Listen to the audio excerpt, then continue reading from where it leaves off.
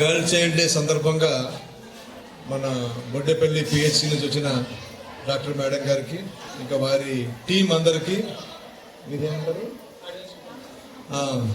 అడాల్సెంట్స్ counsellors, వాళ్ళకి వార్డులు ఉండవు. మన వార్డు కౌన్సిలర్ అయితే పార్టీ వాళ్ళు, వీళ్ళకి పార్టీలు ఉండవు, కౌన్సిలింగ్ చేస్తారు. సో కౌన్సిలర్స్కి, ఆశా వర్కర్స్కి అందరికీ కూడా బాలికా దినోత్సవ శుభాకాంక్షలు. ఈ శుభాకాంక్షలు మీకు చెప్పాలా వాళ్ళకి చెప్పాలా? వాళ్ళ సీనియర్స్ కదా మీకంటే. సో వాళ్ళకు కూడా బాలికా దినోత్సవ శుభాకాంక్షలు తెలియజేస్తూ, ఇది పండగ, గర్ల్స్కి ఒక ఫీస్ట్ మాట, పండగ ఇది. మరి పండగలో ఈ అన్నీ ఏం చెప్పారు మీకు? అది చేయకూడదు, ఇది చేయకూడదు అంటున్నారు. పండగలో ఏం చేయకూడదని లేదు, మనకి ఏమైనా చేయొచ్చు. పండగలో మనం ఏమైనా చేయొచ్చు. ఆ చేసింది ఎలా ఉండాలి? మనకు ఉపయోగపడే విధంగా ఉండాలి. ఆ చేసే పండుగ, ఏం పండగ చేశారండి, చూడండి కోళ్ళు కోసారు, మేకను కోసారు చెప్తారు కదా. అలాగా గర్ల్ చైల్డ్ డే చేసామంటే, అబ్బా ఆ స్కూల్కి వెళ్ళాము, ఆ పిల్లలు వాళ్ళ పండగ చేశారు, అబ్బా ఎంత బ్రహ్మాండంగా స్పీచ్ ఇచ్చారండి, ఎంత మంచి విషయాలు చెప్పారండి. ఆ పిల్ల అయితే నేను కలెక్టర్ని అవుతా ఉన్నది, ఆ అమ్మాయి అయితే నేను డాక్టర్ని అవుతా ఉన్నది, ఇంకో అమ్మాయి అయితే నేను సైంటిస్ట్ని అవుతా ఉన్నది. అబ్బా ఏమి జోష్ అండి వాళ్ళలో ఉంది. ఇది పండగ అంటే. అంటే నేను ఇప్పుడు చెప్పినవన్నీ కూడా మీకు ఉపయోగపడేవి మాట, మీ ఫ్యామిలీకి ఉపయోగపడేవి, మీ ఊరికి ఉపయోగపడేవి, ఈ దేశానికి ఉపయోగపడేవి. సో ఇవన్నీ చెయ్యాలి, వీటి మీద ఒక మీకు కాంక్రీట్ ఐడియా రావాలి అన్న ఉద్దేశంతో మన జాతీయ ప్రభుత్వం జాతీయ బాలిక దినోత్సవాన్ని మీకోసం ఏర్పరిచింది. అయితే అనాది కాలం నుంచి ఆడపిల్లకి కష్టాలు బాధలు ఉన్నవే. ఉదయం చెప్పాను కదా, చదువు అన్నదే పిల్లకి లేకుండా పోయింది. సావిత్రిబాయి పూలే మహాతల్లి, ఆమెను ఎన్ని ఆటంకాలు చేసినా సరే పిల్లలు చదువుకోవాలని చెప్పి ఆడపిల్లల కోసం మొట్టమొదటి పాఠశాలని మన దేశంలో ప్రారంభించింది. ఆ రకంగా చదువు చెప్పింది. చాలా మంది అడ్డుకున్నారు, అయినా సరే ఆవిడ భయపడలేదు. తనకు తెలుసు తన బాధలు పడింది, చదువు లేకపోతే స్త్రీలు ఎలాగుంటారన్నది. అందుచేత బాలికా విద్యను ప్రారంభించింది. విద్యతో ఏమొస్తుంది మనకి? కొన్ని తెలియవలసిన విషయాలన్నీ తెలుసుకుంటాం, మూఢనమ్మకాలు పోతాయి. ఇప్పుడు మీ అన్నీ చెప్పాడు కదా, దేని గురించి? పీరియడ్స్ గురించి, అవి టైం కావాలి, ఇవన్నీ. ఇవి పూర్వం తెలిసేది కాదు, ఏదో అవుతుంది అనుకునేవారు అంతే. దాని మీద ఒక మూఢనమ్మకం మాట.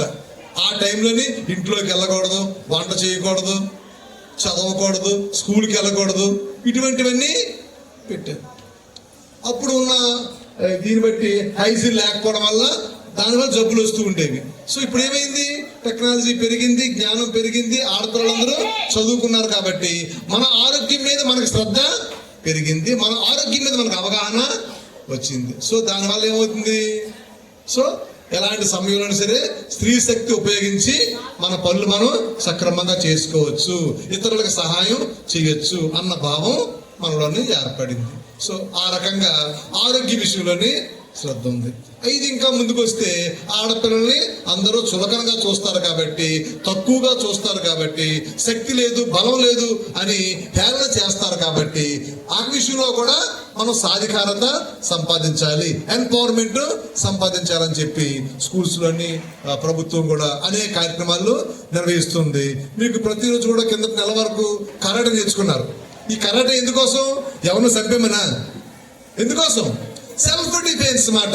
మీ మీద ఎవరైనా చులకనగా చేసి దాడి చేద్దాం అనుకుంటే రెండు మూడు స్టెప్లోనే అవతల వాళ్ళని మట్టి కరిపించే స్కిల్ మీకు వచ్చింది. అలా బాయ్స్ పోతుంటే ఈ బాయ్స్ మీద ఎవరు దాడి చేయరు, అదే గర్ల్స్ వెళ్తుంటే మాత్రం ఒక రకంగా చేస్తారు. సో అప్పుడు మీకు సెల్ఫ్ డిఫెన్స్కి పనికొచ్చేది. అలాగే ఆరోగ్యపరంగా చాలా విషయాలు చెప్పారు. పౌష్టికాహారం తీసుకోవాలి, మీకు ఇబ్బంది వస్తే టాబ్లెట్స్ వేసుకోవాలి, ఇవన్నీ మీకోసమే. ఈ ఎంత ఆరోగ్యం ఉంటేనే చదువు మీద కాన్సన్ట్రేషన్ మనం చేయగలం. అప్పుడు చదువుతేనే మరలా మనకి ఎంపవర్మెంట్ ఎక్కువ వస్తుంది. అప్పుడు మీ మాట చూడండి, ఇక్కడ నిలబడ్డారంటే వీళ్ళందరూ ఎంత పెద్ద చదువులు. ఇప్పుడు మేడం గారు ఎంబీబీఎస్ పీజీ చదివారు అంటే, సో ఆ కష్టపడి చదివారు. తనకి ఆటంకాలు వచ్చే ఉండొచ్చు, తనకి కాలేజీలో ఎవరైనా ఏడిపించి ఇబ్బంది పెట్టే ఉండొచ్చు, బట్ స్ట్రాంగ్ ఉమెన్ లాగా నిలబడి అది సాధించాలని చదవబట్టే ఇప్పుడు ఈ స్థాయికి వచ్చారు. సో అలాగే స్త్రీలందరూ మన టీచర్స్, సో లేడీ టీచర్స్ మన లేడీ టీచర్స్ అయితే ఇంకా ఏజెన్సీ ప్రాంతంలో ఎక్కడో మారుమూల పల్లె గ్రామాల్లో పుట్టిన వాళ్ళు. మన పీడి మేడం గారు అయితే ఇంకా ఫ్యామిలీ ఎవరు చదువు లేదు, చదవద్దని చెప్తున్న టైంలోని తనే బలవంతంగా హాస్టల్లో జాయిన్ అయ్యి ఫీజు కట్టను అంటే చెప్తే హాస్టల్లోనే నాకు ఫ్రీ సీట్ చాలు అని చెప్పి అలాగ చదివి కష్టపడి చదివి ఈ స్థాయికి మేడము వచ్చాను. సో ఈ వయసులోని మీకు ఆ పట్టుదల రావడానికి, అది తేవడానికి మీకంటే ముందు పైకి వచ్చిన మహిళలందరూ మీ ముందుకు వచ్చి మీ ఈ దినోత్సవాన్ని జరుపుకోవడం జరుగుతుంది. కాబట్టి అది మనం స్వీకరించి ఆ స్పిరిట్తో ముందుకి వెళ్ళగలిగినాడు. మీరే తోపులు అంటాం కదా, ఆడు తోపా తురుమా అని. సో మనమే తోపులు. మనం చూస్తున్నాం ఇందిరాగాంధీ గారు చెప్తున్నాం హిమోగ్లోబిన్ హెచ్బి ఉండాలి. సో అలాగే 6 నెలలకు ఇచ్చే ఒక ఆల్బెంజోల్ టాబ్లెట్ కూడా కంపల్సరీ తీసుకోవాలి. ఆ రోజున రాకపోతే వారోత్సవాలు జరుగుతున్నాయి. జాతీయ నిర్మూలన వారోత్సవాలు అనేసి వారం అంతలో జరుగుతుంది. లాస్ట్ లో మాపక్ డే ఒక డే కూడా జరుగుతుంది. ఆ డేలో కూడా తీసుకోవచ్చు. లేదు ఇక్కడ ఆ రోజు రాకపోతే దగ్గరలో ఉన్న ఇక్కడ మన దగ్గరలో హాస్పిటల్ ఉంది, మేడం గారు ఉంటారు, హెల్త్ స్టాఫ్ ఉంటారు, లేదనుకుంటే ఏఎన్ఎంస్ వస్తుంటారు కదా, వాళ్ళ దగ్గర కూడా మీరు ఆ ఆల్బెంజోల్ టాబ్లెట్ తీసుకోండి. ఈ 2 టాబ్లెట్స్ చాలా ఇంపార్టెంట్. ఏంటి రక్తహీనతను కంట్రోల్ చేయాలనుకుంటే, ఏంటి మనకి హెచ్బి ఎక్కువ ఉండాలనుకుంటే ఈ 2 టాబ్లెట్స్ కంపల్సరీగా తీసుకోవాలి, రైట్? సో అలాగే ఇక్కడ శానిటరీ నాప్కిన్స్ ఈ గర్ల్ చైల్డ్ లో భాగంగా మీ యొక్క డిగ్నిటీని పెంచడం కోసం గవర్నమెంట్ ఈ ఆర్కేఎస్కే ప్రోగ్రామ్ లో భాగంగా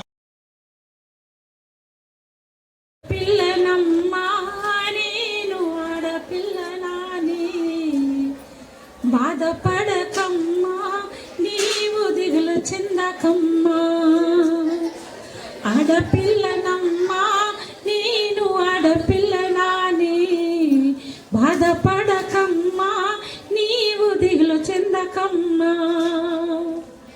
అష్టంలో